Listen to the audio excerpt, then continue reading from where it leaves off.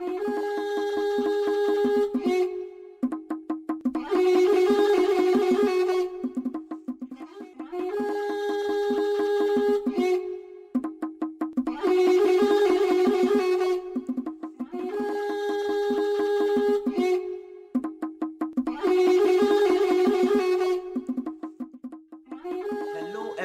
and welcome to the 3rd episode of Ekubi Ejagham. My name is Ekubi Ejagham, and today we shall be discussing silo relationships and its impact on the Ejagham heritage.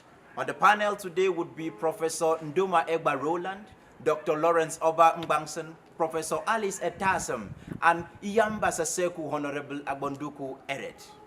Silo relationship, by this we mean the poor interpersonal, intercommunal, we mean the poor intercluster relationship that is prevalent in Ejagham today.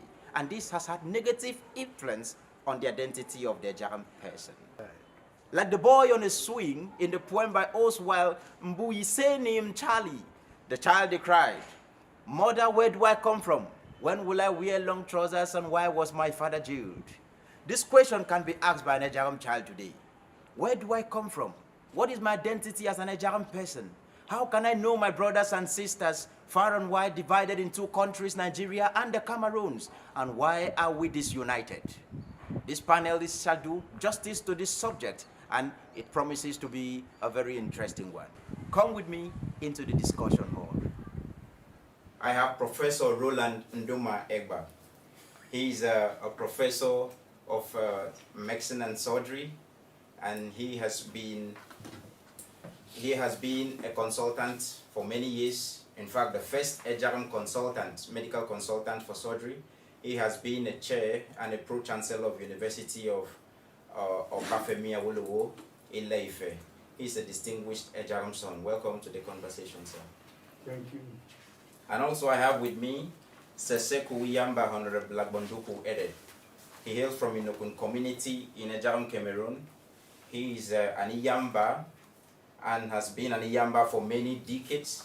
He's an outstanding executive vice president covering the Ejagham Cameroon cluster, and he is a former parliamentarian in the Cameroon. He's a distinguished poet.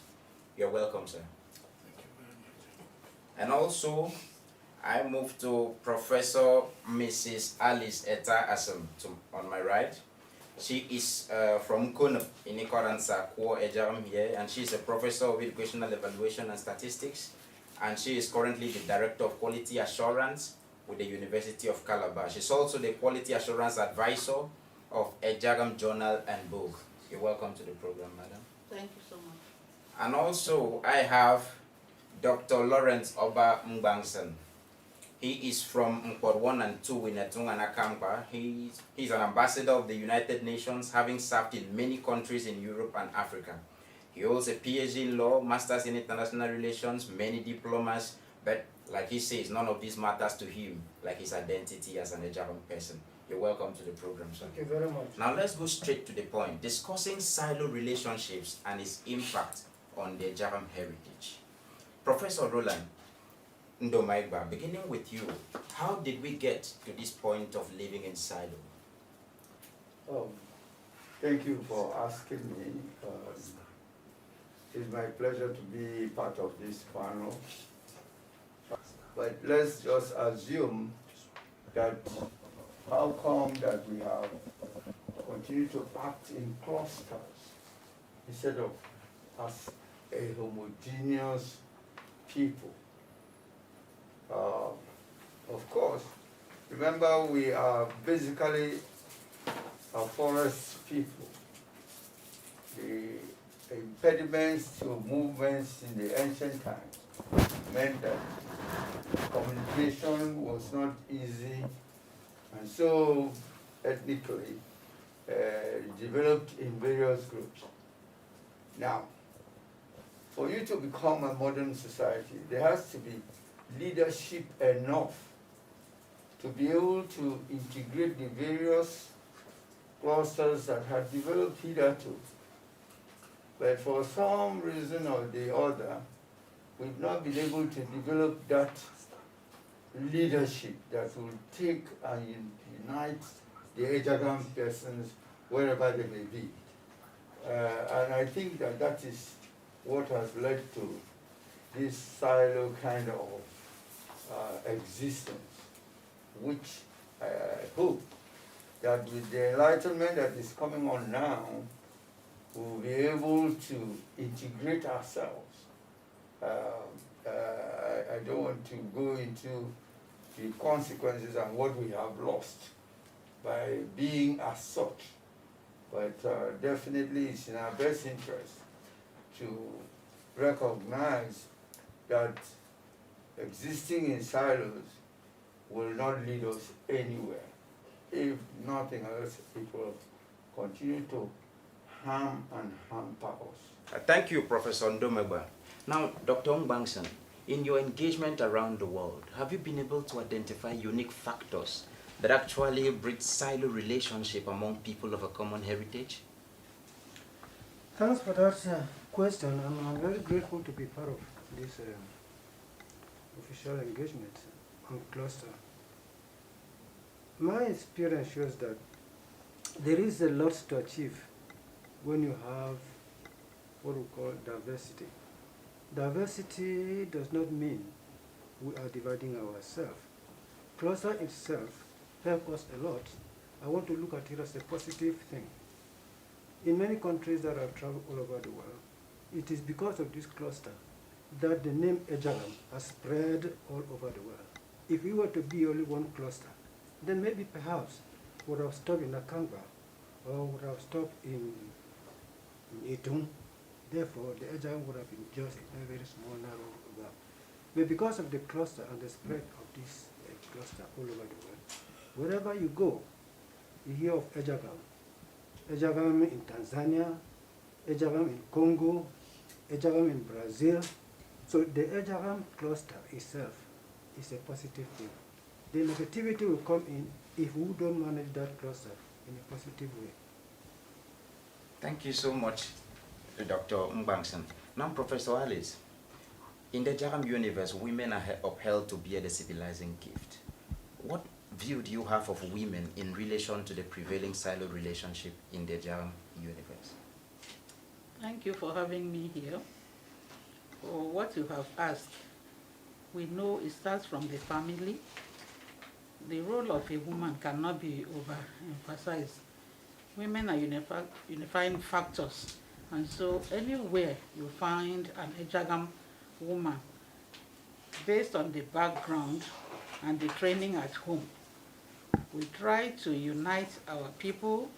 We try to ensure that what they do outside, especially for the men, they excel. And so that unifying factor of the role of womanhood has thoroughly helped our women anywhere they have found themselves, and they have been shining lights and a great tribute to the Ejagham nation. Thank you. Thank you so much, Professor Alice. Now, Seseku Abonduku, what in your view has silo relationship cost the Ejagham nation? What has it cost us so far? Thank you very much for bringing me to this panel discussion. I think that the greatest thing that has caused the Ejagham nation is the idea or the notion of collective action. Because we tend to act in silo, the notion of collaboration is minimized. Communication is minimized. And as such, collective action cannot take place where the individual action is supreme.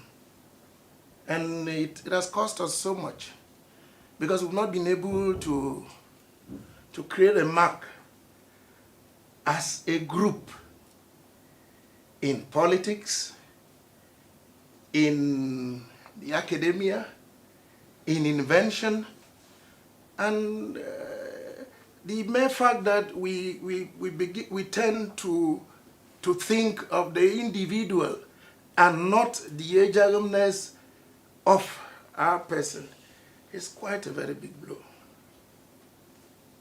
Thank you. Thank you so much. Now, let me read for you, panel, a comment from Senator Professor Sandy Ojangono in his book, The Leopard's Touch. He writes, the civilization, referring to the Ejagham here, has for relatively long been unfortunately left in the dark, owing to the twin factors of paucity of materials and a clear lack of interest by scholars who hitherto concentrated on obviously larger societies. Larger is in quote here. Now, Dr. Mbangsan, would it be that our existence in silo has shrunk our size in public view? I think I would really disagree on that, because our silo existence, as I said earlier, is an element of our knowing ourselves first before going forward. The unfortunate thing is that we have not been able to dovetail our effort in these clusters. You cannot go further if your house is not well solidified. So I was thinking that many a time when we are talking about the outside, we have not built our home yet. I can assure you, when I was living as an individual, I think I am epitome of the Ejagham, because I was born in Port, in Akangba. I was born and brought up in Etum. I have lived in Ejagham in Cameroon, school there. I have lived and worked in Ikom, Okuni, Ululmo. I have traveled all over the Ejagham. And wherever I went, I did not find myself in any cluster. I found the same way I behaved while I was in Akangba, the same way I was received when I was in Okuni. So we have done nothing wrong in being in this cluster. The only thing that is lacking is that coordination, as already one of the panelists said, that body that need to knit us together. That is what we're lacking. But otherwise, cluster in itself is not bad. As I said, even not because of cluster, we would have remained Ejagham Akangba, Ejagham Etum, Ejagham in a very small, narrow distance. But if you go all over the world, Ejagham is there. Ejagham is in Egypt. Ejagham is in Tanzania. So cluster in itself is not bad. We need a leading group to bring us together, to make us shine as we're supposed to. Thank you. Okay, thank you, Dr. Mbangsan. While one would easily agree that we need this clusterization to exist, but what matters is how we harmonize them. Professor Alice, how well do you think an average Ejagham person knows about the Ejagham of another cluster? Thank you. Very heart-touching question, especially for the younger ones. I do not think the Ejagham in one cluster knows much about the other clusters, because like we had said here, many people don't even know about their own background. Let me use the example of where I come from. I'm Ekubi by tribe, Ejagham.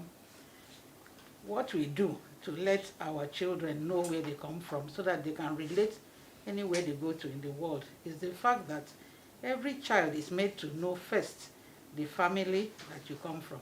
So if you say you are Ekubi, the first question is, what is your family? You would say, okay, if I'm from Biko, I'm a Dogose family, I'm Okak family, I'm this. So we are known. So for the cause, you know, we know ourselves, no matter your core clan.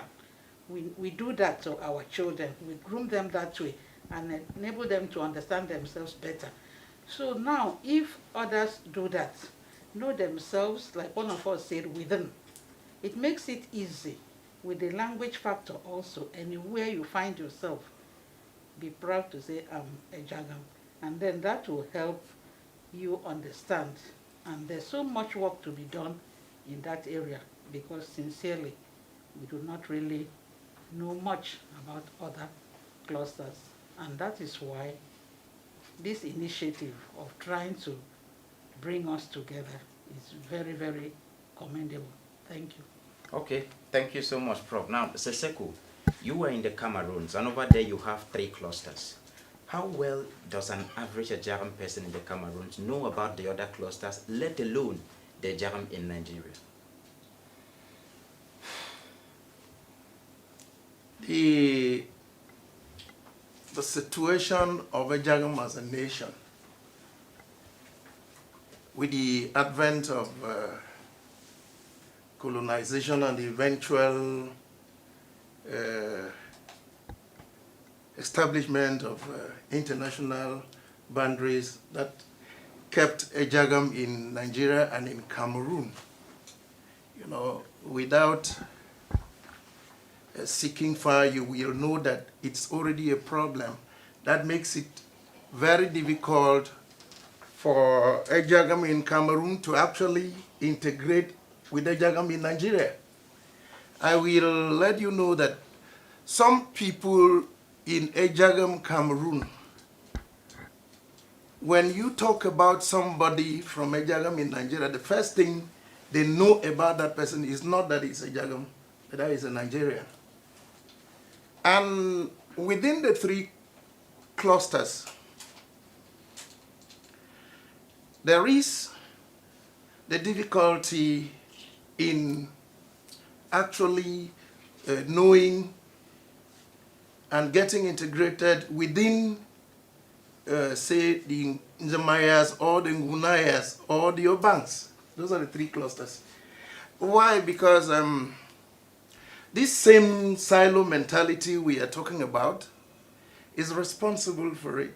Silo mentality seems to create the culture of individualism, so that people first act as individual champions, then they create family champions, then they now move to village champions and create cluster champions. So when you talk about somebody from the other cluster, I say, oh, but who are those? But they are Ejaghams. That would have been the first consideration. And I want to thank God for the appearance of EJT, because the drive of a common vision will minimize our individual visions that propel and actually centralize, you know, the problem of this idea that you don't feel really belonging in another cluster because you come from a different cluster. When, in actual fact, you're Ejagham and you're supposed to relate in every other cluster. So the situation of Ejagham in Cameroon and Ejagham in Nigeria is even more painful, because this is, I'm sure this is about the third time I'm coming here for EJT activities. This time I didn't stamp my passport. But the other two times, when they were stamping my passport, I dropped a tear. And nobody would understand how much pain I was feeling. Because to go over to see my brother, I have to receive an authorization from a stranger in code. Maybe the person who was stamping my passport was a Yoruba man who would not have the same problem going to see his brother in whatever place, Abeokuta or Lagos or wherever it is.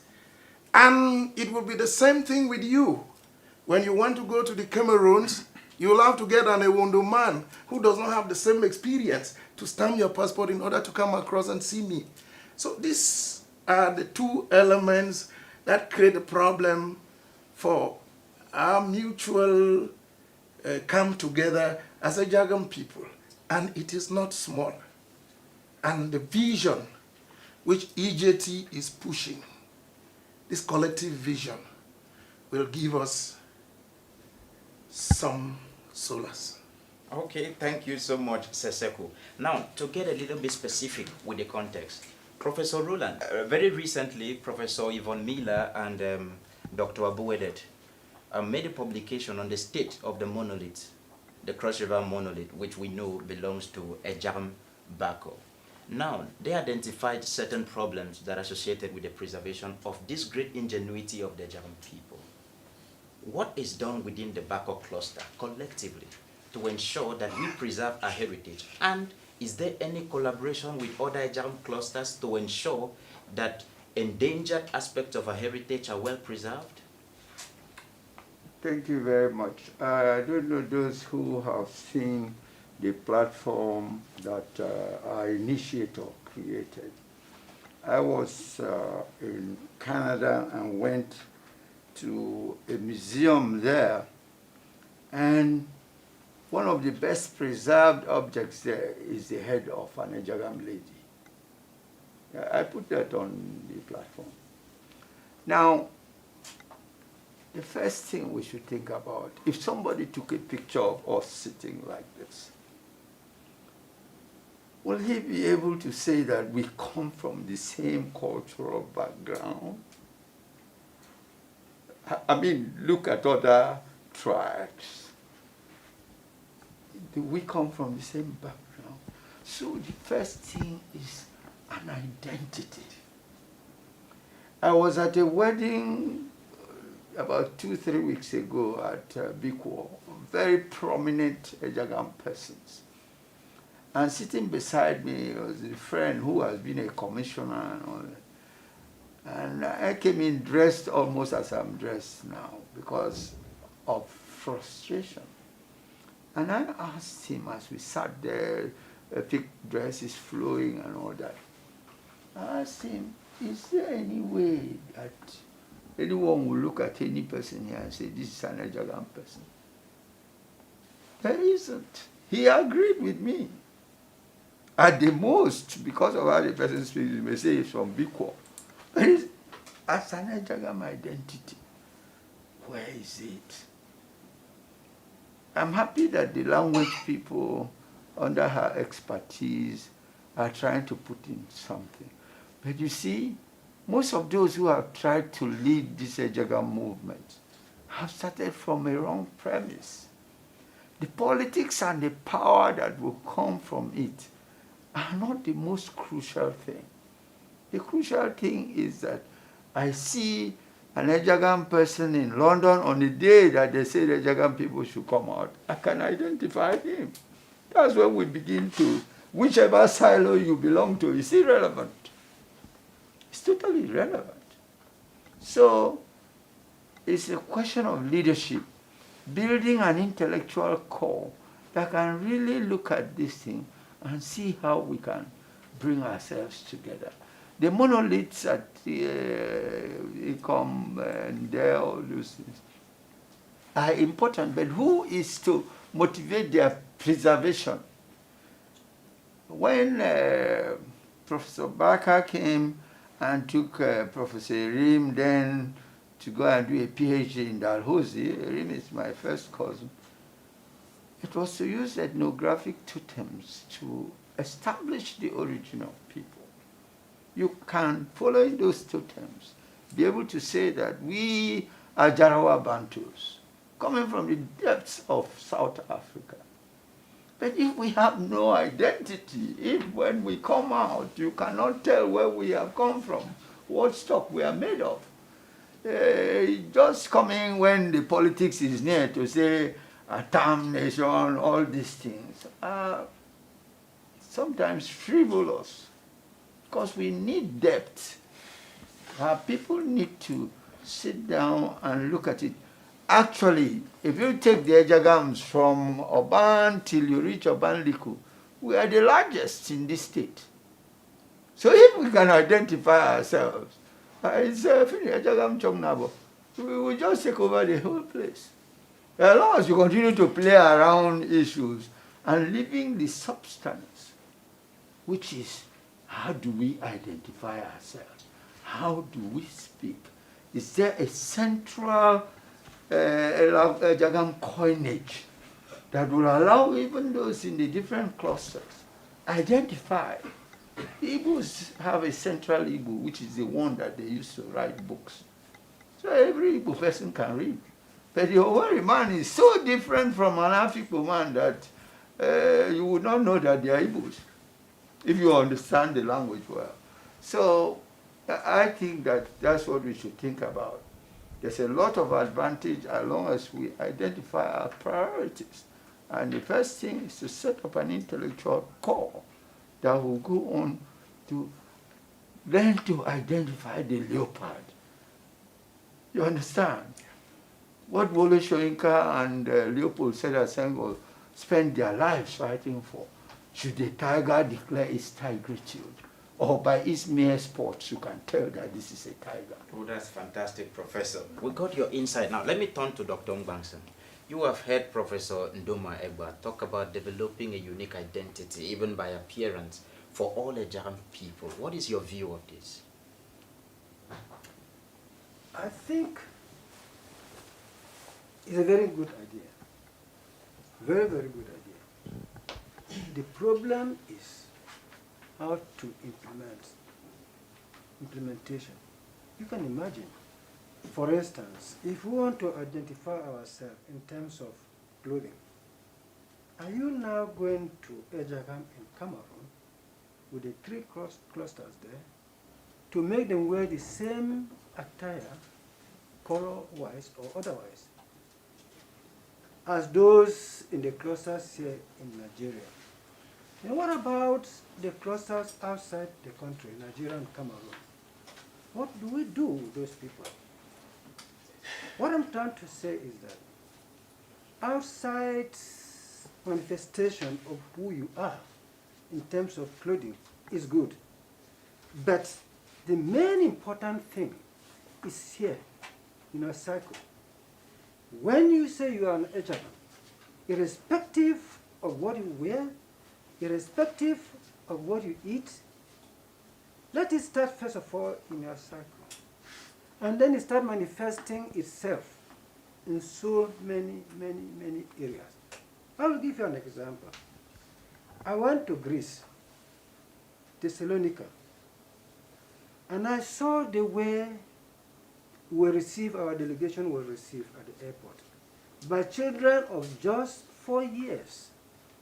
As they were coming in a circle to receive us, it occurred in my mind, how do I respond?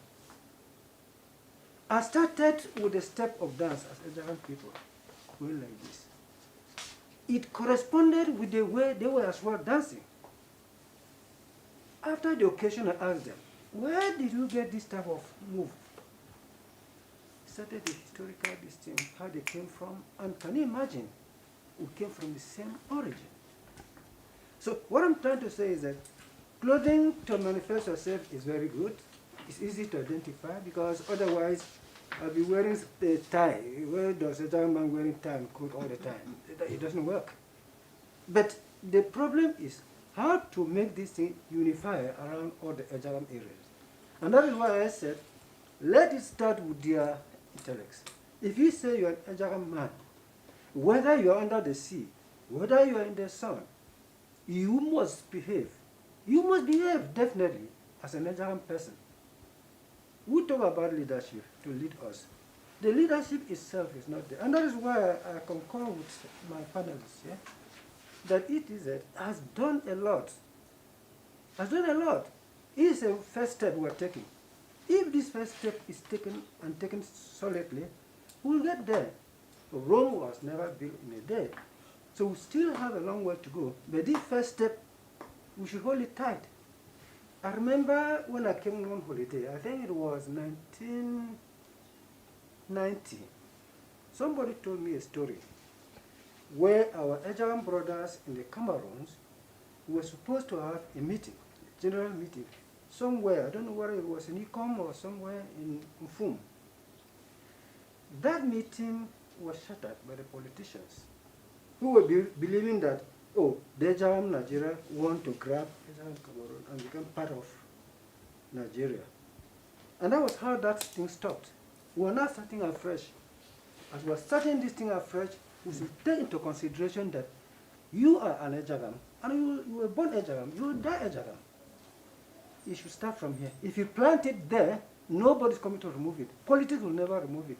Nobody. And therefore, whenever you go, you manifest that. And when you manifest that, people say, oh, that guy is not Efik, it's Ejagham. That's what I can say. Okay, thank you so much. Now, a follow-up question from there will go to the people who have been in the academia and have academic experience, like Professor Walisia and Saseko, who has been in the school system in the Cameroons. Dr. Mbangton says we need to start from here. In the curriculum in Nigeria, is there any place for Ejagham history? Because we need to raise people with this consciousness. Unfortunately, no. You've tied it to a place for Ejagham history.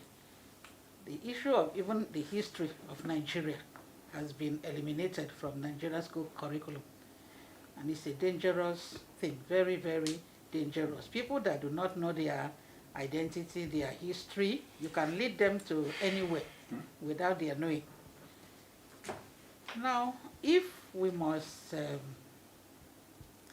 do whatever we want to do to create impact, I think the approach that we are using, let us do what we are trying to do by documenting our own history.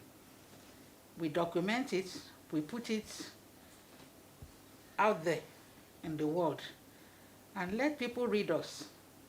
Because when people read us from outside, it may raise questions from within. These people that we have heard about, called the Ejagham people, where are they in Nigeria? Hopefully, with the fight about curriculum review, like it's been done, one day, history will come into the Nigeria curriculum. And believing that nobody can hold you down if you're determined to put your head up. But I'd advise, as somebody in the field of education, that if we wait for the Nigerian government that has cut off history from what they teach our children, we may never get there. So let us look for an alternative like we have done and push ourselves ahead and tell the world about us. Thank you. Now, Seseko, you are the Vice President of EJT, and you are also the Editor-in-Chief of the Ejagham Journal and Book Project. From what she's saying, how is this project going to mitigate the situation? She has said exactly what has to be done if we have to move ahead. We need the tool which we have given ourselves to work towards complete attention, and that one is developing a common language. My brother talked about the Igbos and the common language. We have not lost sight of that. That's our first start. And I want to say that the project, the Ejagham Common Language Project, has totally been bought by Ejagham Cameroon. It wasn't bought in a room. All Ejagham 3 clusters and the chiefs held a meeting in Limbe in which first I explained the project and they bought the project. They now called for a meeting which we launched the project. And during that launching, we got technicians from the various clusters to do the translations of the word list which we received from here. So we have moved ahead. We have moved ahead. And one of the resolutions in that meeting was that we should start an Ejagham finance house, so that in the event of trying to source for a loan to do the work of Ejagham, we should not go to a Bamiliki man's bank and then he will say, no, I cannot give you money to go and develop your language. You will get from there. There and there we started the Ejagham Cooperative, which registered more than 160 members on the spot. And the second resolution we took was that with the codification of the Ejagham Common Language, it will be taught in a Umojok subdivision where Ejagham is, to our children and to ourselves. So we have seen that the best way to begin is by beginning with the language. Somebody said it somewhere, that if you talk to me in any language, you talk to my head. But if you talk to me in my language, you talk to my heart. That's where we are beginning, and that's where we are building it. What Prof said, truly, the identity question is very important. We have not had the infiltration of another tradition that permits us to use their dressing. We have remained consistent with the Ejagham dressing, especially in our institutions like Mbe, for which I am the liberator. We have this, the towel, and the white shirt, and a loincloth. We don't have a tie. We have not borrowed. We remain consistent on all the three clusters. We can look for a fabric, but we cannot use Okara to pass for a common fabric for the whole of a Ejagham nation. The women don't have anything to do with Okara. And when we get that fabric, after we have gotten the language, we know that we are moving. And the Ejagham Academia in EJT has a lot of work to do for us, because the Ejagham Academia is the heart. It's the heart of the pendulum. It should help us. If we are going left, brings us to the center. If we are going right, brings us to the center. For us to be able to move like all the rest, we have the resources. We have the manpower. What we lacked yesterday was the will, which has been delivered. We have to nurture it and get it grow. Now, Professor Ndomegba seems to be very interested on the codification process of the Ejagham language. And you are a member of the Ejagham Language Codification Committee and the coordinator of the project in the Cameroon. You would remember that the Ejagham Improvement Union in the 1940s, one of their agitations was to develop a common Ejagham language orthography as early as the 1940s through the works of the Ogowe and the rest. What is the language committee doing now that is different, and how can we trust that they will arrive at this vision? What we are doing now has been built on the failures of yesterday, the efforts of the failures of yesterday. Dr. Waters codified Ejagham, but he used a method that created resistance. The method he used was that of using a dialect of a particular area of Ejagham to pass for the standard Ejagham language. Of course, other dialectical areas resisted. And even because he used the Njamaya dialect to pass for the whole of Ejagham, if even in the Cameroons where he took the dialect to develop, resisted, then what more of areas like Ejagham Bako and Ejagham Kwa and all the other areas? So I have, and we have, and that is why this project is generally accepted, because the approach is global. We are working on establishing a common Ejagham language which will belong to every Ejagham man, but which will not be owned by any Ejagham man, nor cluster, nor dialectical area. So when as we are collecting the data, I have come here with the translations of the word list of all my three clusters. I thought that I was even late.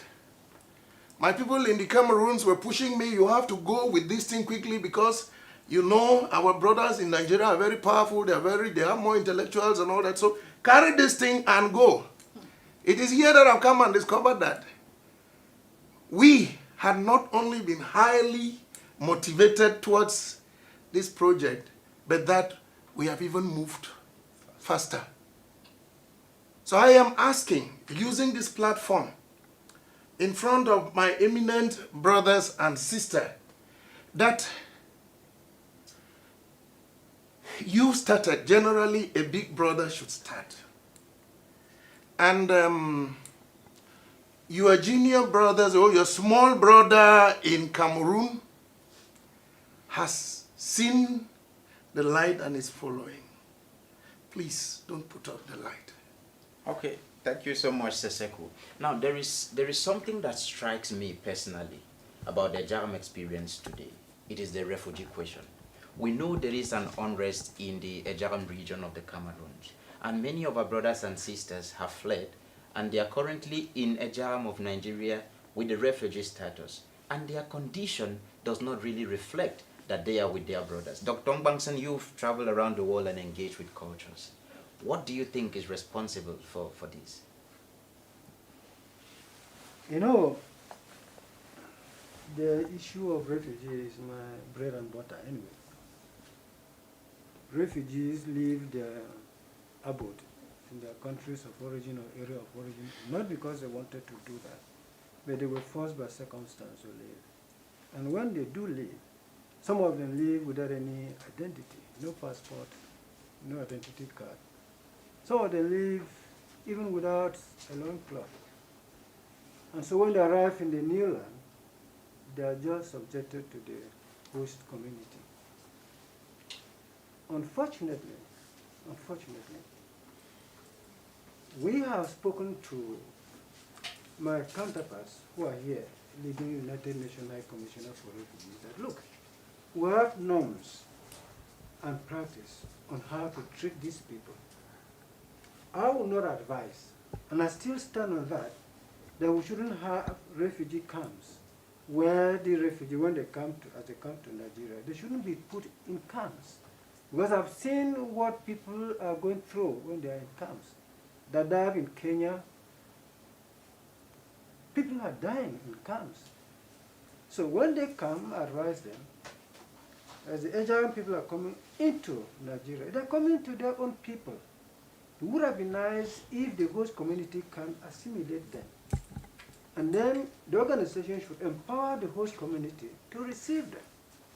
And I think that's what is going on. They give them a piece of land to farm, they go to school, provided the host community is empowered financially or otherwise. In terms of Ejagham as such, these are Ejagham going to Ejagham.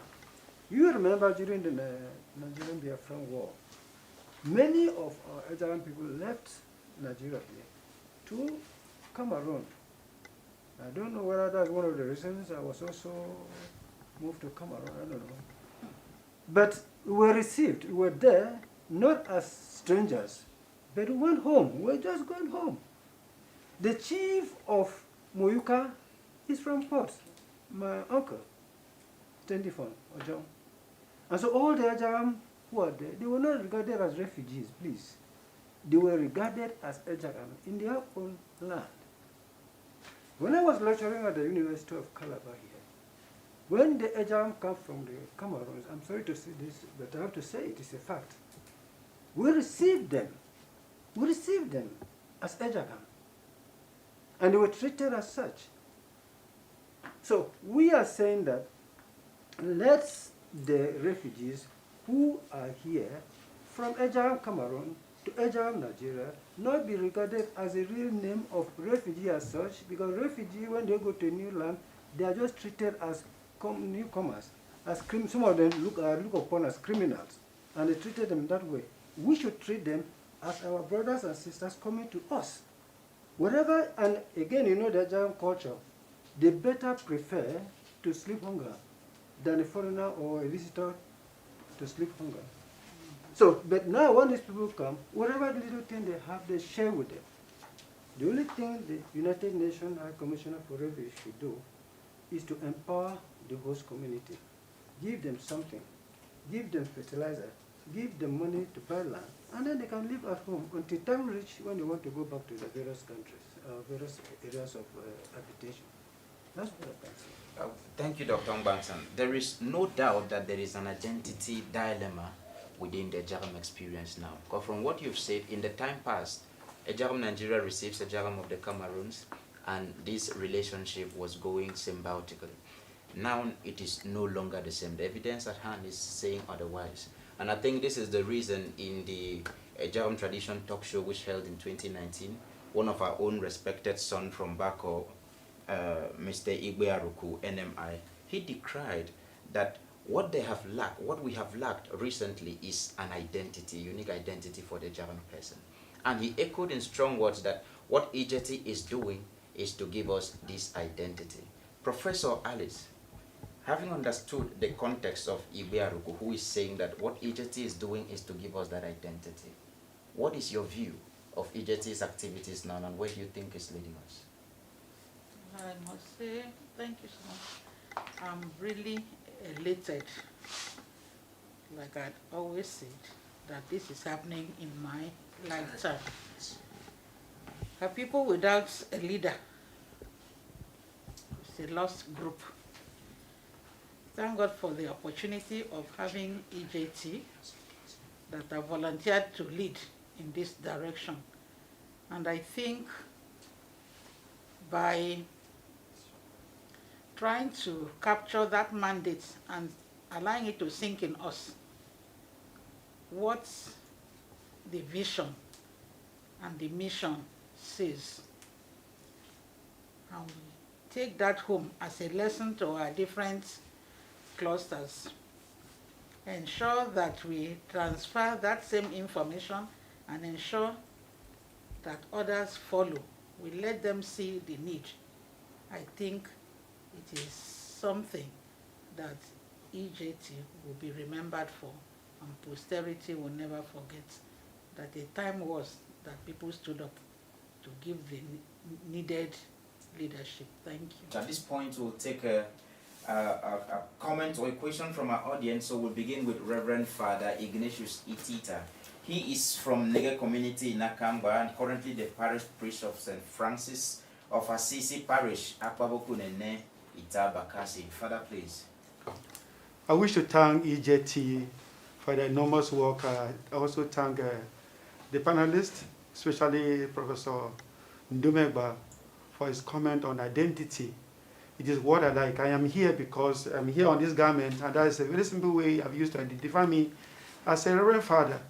So identity is a very significant thing in any cultural setting. So we need to look for any cultural way of identifying ourselves as a Ejagham people. And I did this as a priest when I was in a parish in Akamba, when I invited John Waters, who's an author, first author in the Ejagham Bible, to come read the Word of God in the Ejagham.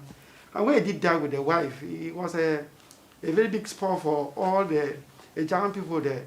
And we started a liturgy in Ejagham. Today I'm very proud to tell us that Liturgy Day is celebrated in Ejagham. So we encourage people to not only identify in addresses, but the way we talk, in everything that we do. Our children should be given Ejagham names.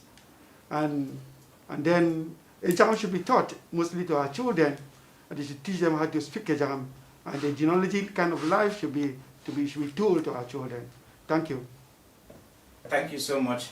And the next person to comment, please briefly, is Lady Kate Meru-Ofyong. She's a seasoned journalist and publisher of Standout International Magazine. She's the coordinator of the Ejagham's Who is Who Directory, and she's also the organizer of International Bantu People's Conference. Lady Kate, please. Thank you very much. I happen to be a journalist, and I meet a lot of Ejagham people. I met somebody like Dr. Ngbangsen on the streets of Abuja. He didn't know me, I didn't know him, because we had no identity to identify ourselves. Like the Who is Who in Ejagham directory that we are doing today, we have different clusters. In Nigeria here we have some clusters, in Cameroon we have some clusters. I have been working with Seseko Iyamba Agbonduku. I have never met him. I'm meeting him for the first time today. But we've worked for almost 2 years online. So I am saying that what is there is when nobody can know the content of your house more than you.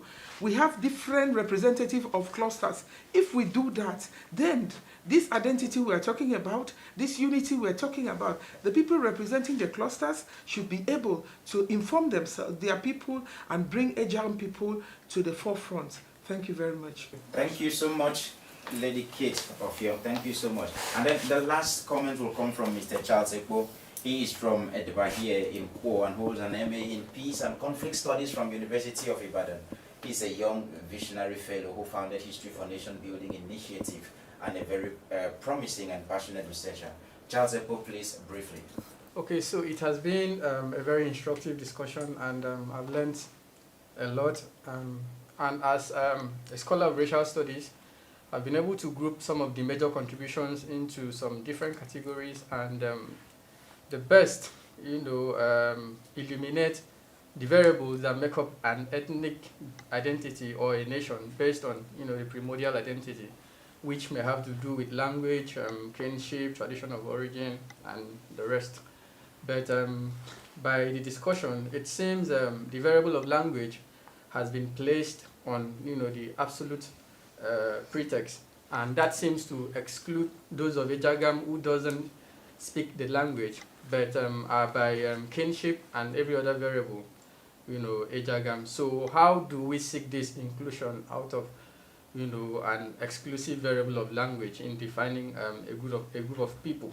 And that takes me to the factor of miscegenation, whereby there is a great level of intermarriage, and interrelationship, which which tends to blow the Ejaghamness, in someone that must have been, married to someone from a different culture, of which the outcome in terms of the children seem to, have a shared identity. So how can we include, these people, if the focus of the variable of identity is language?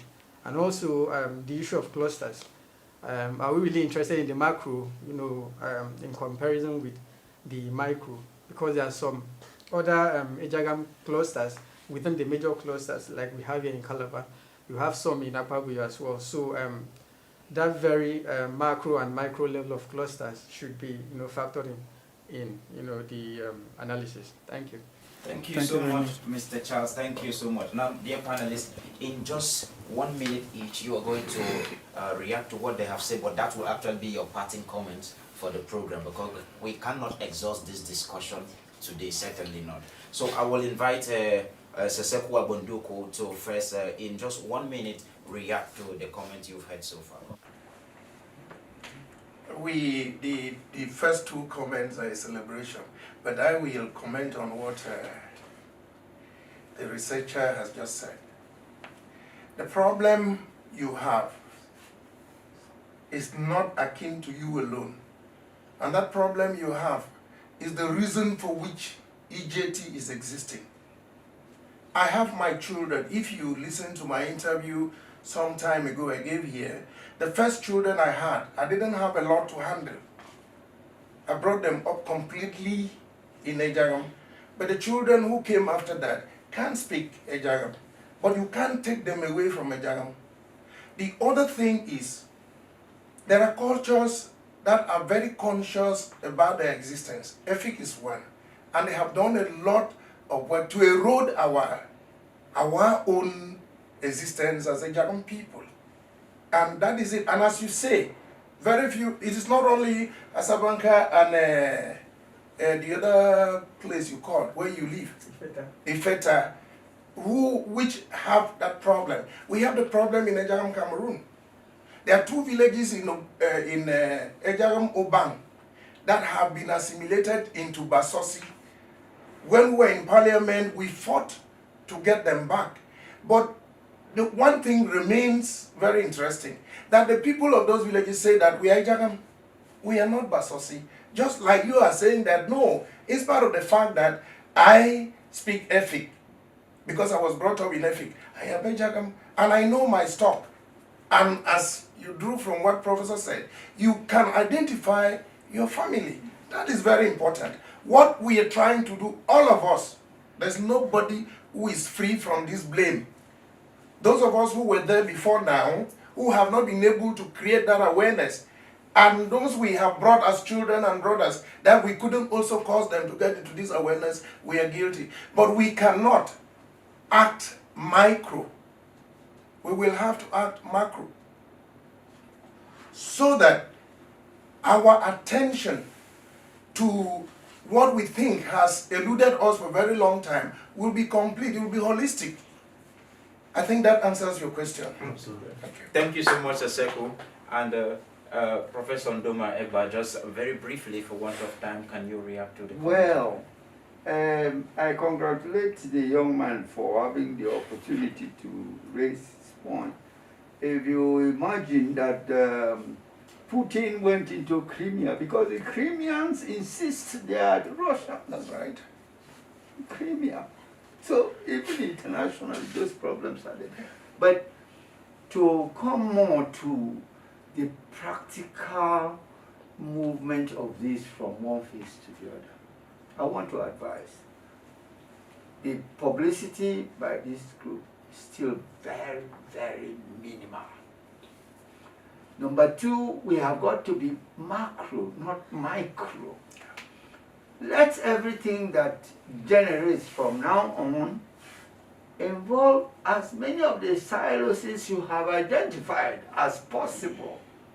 If all the silos came together and ran a fashion competition on what would be the best fashion for the Ejagham person, and something was chosen, it would be taken. So implementation, even in this codification and code, the way an Eparabong man calls Christmas is not the same way as the man next door, Bendigo man. You understand? So even if I have gotten a book published, the Eparabong language, yes, it's been written. Because my children are from mixed marriage. My grandchildren are all foreign. But they all have Ejagham names. Tamme, Babiso, Babiso, and that type of thing. So the first thing I want is to know that every Ejagham person knows that there is a group like this. Build an intellectual core. When you say identification, it's not just dress, language, food, all those things. I know at least 500, I used to tell his wife, 500 ways of cooking just plantain. Yes, because that is the staple food of my people. So my parting shot is, please involve all the silos you know. And from there, build an intellectual core that will be a guiding light, whether in terms of culture or in terms of whatever. Thank you so much, Professor Ndomegba. And now let me turn to Professor Alice. You've heard the comments they've made so far. How can you summarize that in just 1 minute? Thank you so much. I'm glad that this discussion took place. I want to thank others that made comments and focus on the young historian that is coming up. And I think he has validated what I said. He is poor just like I am. But I had said earlier that among us, we let our children know their family. Even if he doesn't understand the language for various reasons, he could identify. So I would say, no matter where we are, let us allow the young ones know themselves very, very well.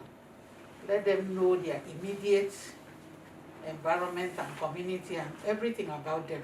So when they go out, like he has come out, they can identify themselves, where they come from, and then as an Ejagham person. Thank you so much. Thank you so much, Professor Alice Assam. Now to you, Dr. Obang Bangsan. You've heard their comments. What are your parting words for them? I just have to say that it takes courage for us to get to where we are going. Rome has never been built in a day. This step we're taking is a very positive step we're taking. We shouldn't be discouraged by so many other distractors. As I said, to identify yourself is not just by one factor. There's so many other factors to identify yourself. And for the young researcher, I can assure you, you have taken a bold step. My children, they look foreign. You know, this makes blood. But the name appears to them is what they're using. They don't even know A in Ejagham. But when they have their names and they ask them, this name comes from what? Say my father is from Ejagham. And explain the meaning of that name. Like the one called Agumbe. Agumbe Mbanjim, Uchimbe, Olmefu. That means you buy the tiger behind, But if you come in front of him, you have to think twice before you talk anything. So he has been using that. He will go and play football and somebody kicks him. He said, don't play with me, I'm Agumbe. Because he's from Ejagham. So you may not be able to speak the language. But one thing remains here. That's what I've been saying from the beginning. Now, first of all, you identify yourself inward before you come out. If you can keep that innermost thing, that you are an Ejagham, whether you wear trousers or not, but I need you to have that in mind, that one of the factors is here, it starts from here. The Reverend Father has mentioned it. You can make mass in Ejagham, you can wear a cassock in Ejagham. But supposing those things are not there, what again is he going to identify himself? He can even serve the communion in a glass, in this calabash, as they were doing in Kenya. The wine is put in a calabash, and that's how they serve according to their tradition. So please, keep it. And what I can say, I thank you for the step you have taken. It may be small, but it's big. Thank you so much, distinguished panelists. It's wonderful engaging on this subject matter with all of you. The discussion will not end here. We will have a sequel to this. Possibly some of you will be re-invited to engage further on this topic, and also we may have new faces on the panel to tackle this issue. We appreciate your time with us, and we wish every Ejagham person out there the best of luck moving forward with the renaissance that Ejagham tradition is giving birth to. Thank you so much, and see you in the next episode. It was an interesting conversation. And as one can see, this is not something to be exhausted in one dialogue. The situation before us is to build a united Ejagham where everybody will bear one common identity while retaining their cluster identities. What we do at EJT is to ensure we globalize the unique identity of the Ejagham person by documenting, by digitalizing, and by disseminating Ejagham traditional practices and cultural expressions. We are conscious of the wise sayings of our people that which means that if you only seek to have a catch for your personal consumption, you may lose. Our people further say,